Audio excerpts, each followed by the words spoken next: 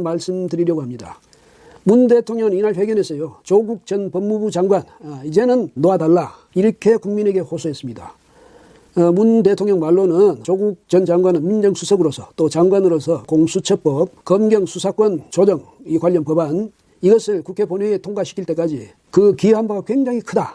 이 점을 이제 강조했고, 그 다음에 또 하나는 그간에 조 전 장관이 겪은 고초를 생각하면 정말 마음의 빚이 크다. 이 두 가지를 말했습니다. 그러니까 이제 국민들은 입에 그만 올리라 이 말이죠. 이 유죄 무죄 이것은 법원이 판결할 때까지 기다리면 된다. 그러니까 우리는 아무 말 하지 말고 기다리자. 이런 이야기인 것 같은데, 정말 그런 생각이라면 대통령부터 이 말하면 안 되죠. 왜? 이 말을 하는 순간에 검찰하고 법원이 영향을 받을 것 아니겠습니까? 그 대통령 공공연히 공식적인 자리에서 특정인을 이렇게 비호함으로써 수사 및 재판에까지 영향을 미치려 했다는 이런 의혹을 받게 됩니다. 사실 말이죠. 조 전 장관이 굉장히 고초를 겪었다 하지만은 국민이 겪은 마음의 고초는 얼마나 크겠습니까? 그 사람에게 쏟아지는 의혹이라든지 혐의 이게 한두 가지입니까? 그 다음에 대부분이요, 교활하고 또 비겁하고 간교한 그런 내용들이거든요. 그리고 국민의 상처가 얼마나 큽니까? 그러면 이 국민의 이 고초, 이 상처에 대해서는 누구로부터 위안을 받아야 됩니까? 누가 국민들을 위로해 줍니까? 대통령이 공식적인 자리에서 자신이 총애하는 사람에 대해서 이렇게 공공연히 변호를 해도 되는 건지 정말 그걸 알 수 없네요. 예. 또 한 가지 이날 그 회견에서 두드러져 보인 장면은요, 문 대통령이 추미애 법무장관을 일방적으로 편들어 준 겁니다. 그 최근에 이제 추미애 장관하고 윤석열 검찰총장 사이에서 검찰 인사를 둘러싸고 갈등 구조가 형성됐죠. 그런데 여기에 대해서 문 대통령은 윤 총장이 왜 추미애 장관의 지시를 받지 않느냐 이렇게 힐난하듯이 말했습니다. 그 오라면 가서 의견을 말하면 될 텐데 무슨 제3의 장소에서 만나서 의논하자는 식으로 그렇게 말하는 것은 인사 프로세스에 역행하는 것이다 이런 말을 한 거죠. 그 말만 한 게 아니라 과거에 검사 선후배 사이이던 장관과 검찰총장이 밀실에서 만나 의견을 교환하는 그런 일도 있었는지 모르지만은 그거야말로 초법적인 그런 권력 또 지위 권한을 누리는 그런 일이었다 이렇게 지적하기도 했죠. 듣기에 따라서 상당히 과거에 대해서 조소하듯 하는 이야기입니다. 이제는 그게 안 통한다 이 말이죠. 그러니까 윤 총장 주제를 알아야지 자신의 주제도 모르고 말하자면 시체말로 이 장관에게 대드느냐 이런 말입니다.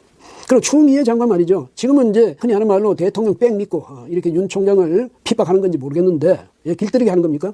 그런데요, 한 가지 알아두셔야 될 것은 윤 총장도요, 조국 전 법무장관에 대한 수사하기 이전에는 대통령으로부터 세상에 없는 검찰총장으로 신뢰받고 칭찬을 받았습니다. 이거 기억해둬야 될 거예요. 갈수록 아집이 세지는 문재인 대통령의 모습을 보면서 그 문 대통령 임기 후를 생각하게 됩니다. 자신은 이제 이친 사람으로 돌아가겠다 이렇게 말을 했습니다. 그러니까 이 말은 정치적으로 무슨 의미 있는 그런 행위는 하지 않고 조용히 살겠다 이 말이겠죠. 그런데 이제 이걸 듣기에 따라서는 나는 이미 제도적으로 안전장치 다 마련해놨어. 이제 누가 나한테 탈잡으려 해도 걱정 없어. 이런 뜻으로 들릴 수도 있습니다. 그런데요, 어떤 보호장치를 얼마나 잘 마련했는지 이건 좀 나중에 봐야 알겠지만은요, 이 법적 보호장치가 크게 유효하게 쓰이는 경우를 못 봤습니다. 그런데 제가 느끼기로 그동안에 문 대통령 앞으로 적폐라고 할 수 있는, 그러니까 무리한 권한 행사 경우가 적지 않았다. 저는 그렇게 봅니다. 그게 이제 켜켜이 쌓이면 그게 나중에 적폐가 되는 거죠. 그래서 자신은 지금 권력이 한창 성탄절 빼면 무려 3일 만에 수사 착수했다고 합니다. 빛의 속도를 넘어선 수사인데요. 고소 날짜가 잘못됐나 다시 살펴봤지만 그것도 아니었습니다. 17일 어제죠. 검찰에 따르면 서울중앙지검 형사 1부는 직권남용 및 허위 공문서 작성 등 혐의로 고발된 서울중앙지검 형사합의 25부 송인권 부장판사에 대한 사건을 배당받았다고 합니다. 그리고 바로 검찰은 송 부장판사 사건에 대한 자료를 검토하는 등 관련 내용을 살펴보고 있다고 합니다. 법세움이 고발한 내용을 보면 송 부장판사가 검찰의 공소장 변경을 허가하지 않은 점을 두고 직권을 남용한 것이라며 고발장을 제출했다고 하면서 법세현 정경심 교수를 살리기 위한 무리한 정치재판이자 재량권을 일탈 남용한 불법적 재판농단이다. 사실상 판사가 피고인을 변론하는 정치 편향적인 재판을 하는 것이라고 말합니다. 또한 여기서 그치지 않고 검찰이 법정에서 공소장 변경 불허에 관한 의견을 제기했지만 재판부가 공판 조서에 별다른 의견 없음이라고 기재한 것을 두고 허위 공문서 작성 혐의로도 고발했다고 합니다. 조국 영장 기각에 대한 복수일까요? 요새 언론을 통해 윤석열 총장의 경로를 자주 접하게 되는데요. 경로 후 바로 수사에 착수해 들어간 것일까요? 이걸 어떻게 조사할지 정말 궁금해집니다. 마음에 안 든다고 재판에서도 돌아가며 앉지 않고 계속 말하다가 방청객들로부터 제발 앉으세요 라고 외침을 당한 검찰인데 마음에 안 든다고 판사를 3일 만에 수사를 하는 상황입니다. 어떤 건은 3달이 넘어도 고발한 사람만 돌아가면서 조사하는데 아주 이례적이고 신기한 상황입니다. 법을 잘 몰라도 이게 이익 충돌이라는 건 많은 분들이 바로 알 듯한데요. 한국 당권은 전부 아몰랑, 여당과 청와대는 바로바로 수사인 상황입니다. 오죽했으면 네이버 댓글에서조차 검찰이 정말로 송인원 판사를 조사할 거라면 먼저 검찰 내부비리를 조사하지 않는 윤석열을 조사하여 처벌하고 그 다음 송인건 판사를 조사해야 순서가 맞는 것 아닌가? 나경원과 패트 수사는 하지도 않고 얼마 전 고소 들어간 사건을 빛의 속도로 수사 착수하냐? 라고 할 정도였습니다. 윤석열 사표 조국 전 장관이 막았다. 조국 교수님은 어제 기각되고 나오시면서 90도 인사를 하셨는데요. 우병우 및 찬밥이었던 총장을 건져 올려준 게 바로 조국 교수님이었다는 게 또 밝혀지고 있습니다. 여당의 필리버스터 내용은 좋은 내용이 많은데요. 박범계 의원이 토요일 오늘 조국 장관이 박범계 의원 자신에게 박근혜 정부 당시 윤 총장의 검사직 사퇴를 막아줄 것을 부탁했다는 일화도 공개했습니다. 박 의원은 윤 총장이 국정원 댓글수사 수사팀장으로서 당시 황교안 장관의 의사를 뿌리치고 성역 없는 수사를 진행했다며 그리고 그는 대구 고검으로 자천됐다. 한 번의 자천에 그치지 않고 대전 고검으로 2차 자천을 당했다. 보복성 징계였다고 했는데요. 이어 윤 총장의 성격을 너무나 잘 아는 저로서는 불보듯 뻔하게 사표를 낼 것으로 예견됐다면서 그때 조국 서울대 교수가 저한테 전화가 왔다. 어떠한 경우에도 윤석열과 같은 좋은 검사가 사표를 내게 해선 안 된다는 당부와 부탁이었다고 회고했습니다.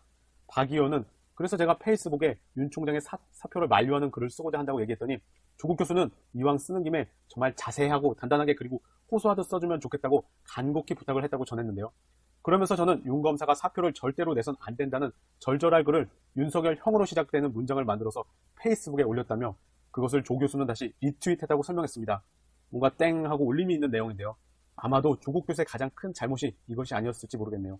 상징적으로 높은 자리에 올려줬더니 본인 힘으로 된 것이냐 지방지청 형사 1부장 정도가 어울렸을까요? 착하고 모범적으로 살아서 사람 볼 줄 모르는 것 이번에 많은 걸 겪었으니 이젠 좀 더 독해지시고 차기 대권주자로 성장하셨으면 좋겠습니다. 시간이 지난 후 윤석열 총장이 자리에서 내려왔을 때 본인이 무슨 짓을 했는지 되돌아볼 때 일말의 양심이 남아있다면 대성통곡을 할 것입니다. 박범계, 윤석열 형 서운하다. 참고로 박범계 의원은 윤석열 총장과 사법연수원 동기인데요. 윤 총장이 구술을 했기에 나이가 박 의원이 63년생, 윤 총장이 60년생으로 형입니다. 또한 박범계 의원은 문재인 대통령은 적폐청산의 과업을 윤 검사에게 맡겼다. 그리고 윤 총장은 윤석열표 수사를 하고 있다면서 서운하다, 대단히 서운하다, 섭섭하다, 대단히 섭섭하다고 반복했습니다. 윤 총장을 헌법주의자라고 소개한 박 의원은 과잉금지의 원칙과 비례성의 원칙은 윤 총장이 자주 얘기하는 헌법상의 원리라며 언제나 빼어들고 있는 수사의 칼, 눈도 귀도 없는 수사의 칼은 윤 총장이 신봉하는 헌법상의 원리와 어울리지 않는다고 지적했습니다. 김어준님 생각에 따르면 형님 리더십 위로 막아주고 아래를 포용하는 윤 총장의 스타일이라면 이런 연수원 동기이자 동생인 박범계 의원의 말을 좀 들어야 할 텐데요. 너무 멀리 가버린 듯 싶습니다. KBS가 취재한 전 지검장님의 배신으로 마무리합니다. KBS 끈질긴 K 심층 기사를 보면 진정서를 받았던 지검장이 퇴임 2달 만에 너무 노골적으로 사기 피고인 변호인을 맡고 있다는 사실도 보도되고 있는데요. 검사로서 자기가 지휘하는 사건이나 근무 중 알게 된 수사상 내용과 노하우는 공적인 용도로만 사용돼야 하지 퇴직한 뒤 개인적인 사건 수임을 위해 활용되는 건 윤리적으로 받아들이기 어렵다. 이는 매우 부끄럽고 수치스러운 일이다라는 지적까지 나오는 상황입니다. 자존심, 자긍심, 신념도 없는 돈만 바라는 모습이고 고스란히